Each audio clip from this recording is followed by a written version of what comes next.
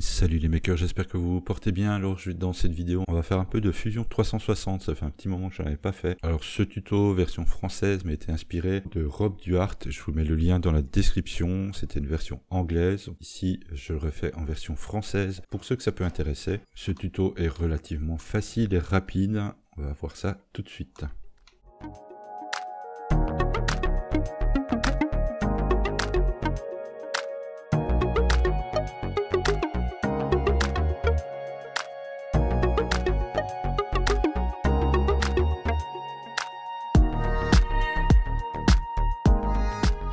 Alors l'idée est de créer ce genre de petits objets, des pots de fleurs, des pots à crayons, ce que vous voulez. Vous allez voir que c'est relativement facile à faire. Et pour ça, on va utiliser le mode surface. Alors je vais commencer par créer un nouveau design, un sketch, et on va aller chercher dans Polygone, la création d'un polygone à 5 côtés. Alors je vais faire une grandeur de 50 mm avec 5 petits côtés. On va pouvoir le tourner un peu comme on veut. Voilà. Comme ceci, on valide, on termine le sketch et on va passer au mode surface. Première étape, créer la première face, donc le fond de notre pot, en venant ici appuyer sur la fonction patch, en sélectionnant donc notre sketch, et voilà, c'est terminé. On peut valider tout simplement par OK. Il va falloir maintenant copier cette forme, pouvoir faire le premier tour de notre objet 5 fois. Pour ça, on va venir ouvrir dans notre arborescence la section Body, sélectionner le premier body, faire un clic droit pour Move and Copy. On veut déplacer donc un objet qui est déjà sélectionné. Au niveau du déplacement, on veut une rotation. Alors au niveau de l'axe qu'on va choisir, on va prendre un des côtés et surtout on va pas oublier de cocher la case Create Copy pour que lors du déplacement notre base reste et que ça soit un deuxième objet comme on voit ici qui se déplace. Au niveau de l'angle, alors je vais le mettre ici directement, c'est 116,57 pour cette forme. Elle n'est pas là par hasard, je vous montrerai, il y a une page Wikipédia qui existe avec différentes formes qui va permettre de vous aider à trouver l'angle idéal pour pouvoir faire ce genre de choses. Il va falloir maintenant définir un axe qui va nous aider à faire un circular pattern, donc c'est-à-dire une copie de cette forme. Je vais retourner comme ceci. Une copie de cette forme tout autour pour nous aider à créer les 4 faces restantes. Alors ça se trouve ici dans Construct. Vous avez là axe perpendiculaire à la face. Donc ma face c'est celle-ci. Et l'axe, c'est le point central. Et ça va me créer une ligne bleue qui va représenter mon axe de rotation. Je peux valider. Une fois que c'est fait, je vais avoir besoin donc de créer ce fameux pattern circulaire. Donc c'est-à-dire que je veux qu'il tourne en rond autour d'un axe qui est celui-ci. Donc pour ça, on me demande de sélectionner un objet. Donc c'est cet objet que je veux copier. Autour de quel axe ? Celui que je viens de créer. Et vous voyez que par défaut, il me le crée 3 fois. Mais ici, j'ai 5 faces.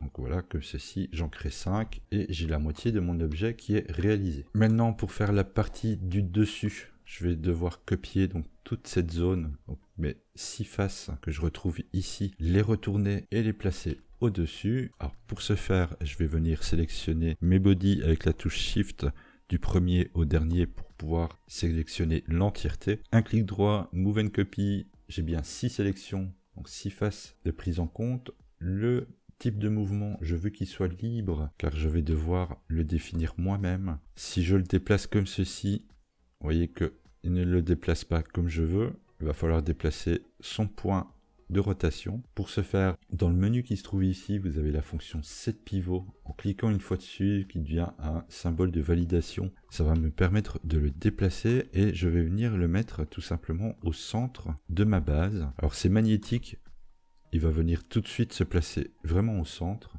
Je reclique une nouvelle fois sur Set Pivot et je vais pouvoir maintenant très facilement faire le déplacement sans oublier évidemment de cocher la case la création d'une copie, ça se fait tout de suite. Et simplement, hop, voilà, comme ceci, de faire une rotation à 180 degrés.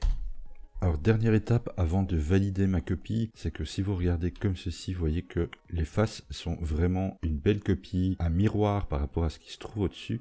Et ça va poser un petit souci au moment de déplacer la partie du bas au-dessus pour que les coins ici et ici correspondent, se touchent et bien ma forme. Il va falloir encore faire une petite rotation sur le côté pour déplacer cette partie-là. Alors pour ce faire, il y a un petit truc très simple, c'est de faire 180 divisé par 5. Et vous voyez qu'à ce moment-là, vous avez, alors j'essaye de le placer correctement, voilà, comme ceci par rapport à l'axe. La pointe qui se trouve ici, une fois qu'elle va remonter, va venir se placer ici. On valide toujours pas, on continue dans le déplacement, on vient juste changer ici le mode de déplacement, le mode de rotation en point to point. On va sélectionner le point d'origine, alors on va dire que le point d'origine c'est la pointe qui se trouve ici, et la cible c'est à l'opposé, la partie ici au-dessus. Et hop, tout simplement, vous voyez que il est venu déplacer ma forme et que du coup elle se retrouve totalement fermée.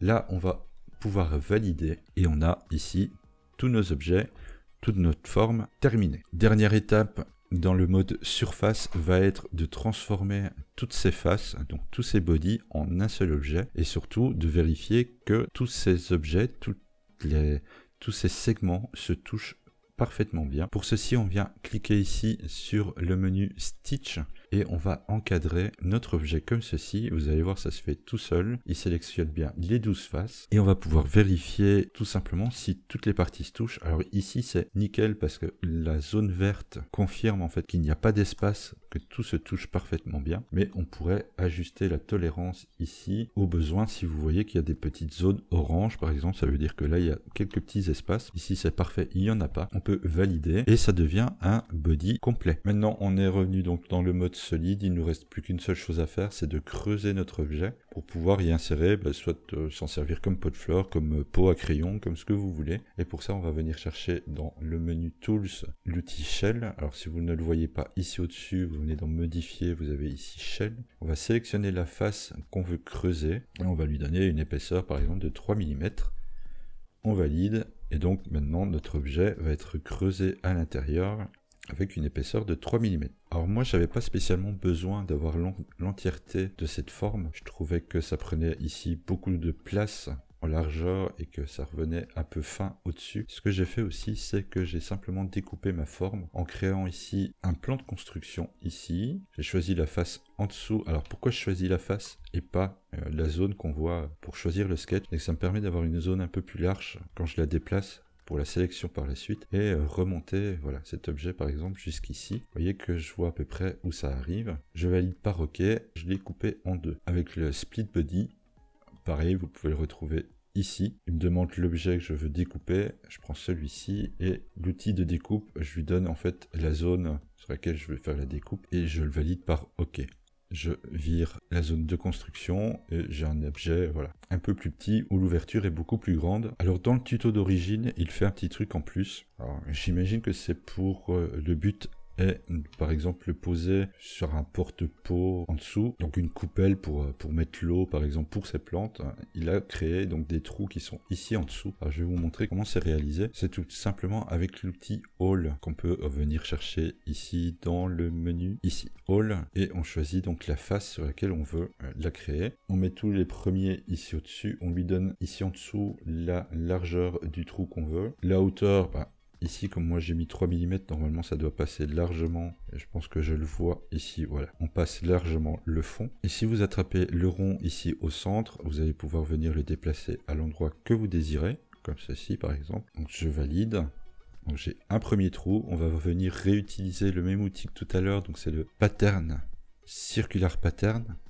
On va changer ici le type de pattern et prendre feature, je sais j'ai un accent anglais magnifique, et venir sélectionner le hall qui se trouve ici, l'axe central comme tout à l'heure. On voit qu'il crée ici un rond tout autour. Vous pouvez créer autant de trous que vous voulez. Hop, on va continuer sur le même nombre de faces que tout à l'heure, on va en mettre 5. On valide et vous avez 5 petits trous dans le fond de votre pot. Donc voilà, c'était pour un peu changer, vous faire un petit tuto sur Fusion 360. Vous voyez, c'est pas vraiment compliqué à réaliser, c'est plutôt rapide. J'espère que celui-ci vous aura plu. N'oubliez pas, il y a tous les liens dans la description, donc le tuto d'origine en version anglaise de Rob Duhart. Le fichier de ce pot sera disponible évidemment sur mon compte Thingiverse. N'hésitez pas à laisser un j'aime, à laisser un commentaire, à poser des questions s'il y a quelque chose que vous n'avez pas compris. J'essaierai d'y répondre si je le peux. Et moi je vous dis à bientôt dans une autre vidéo.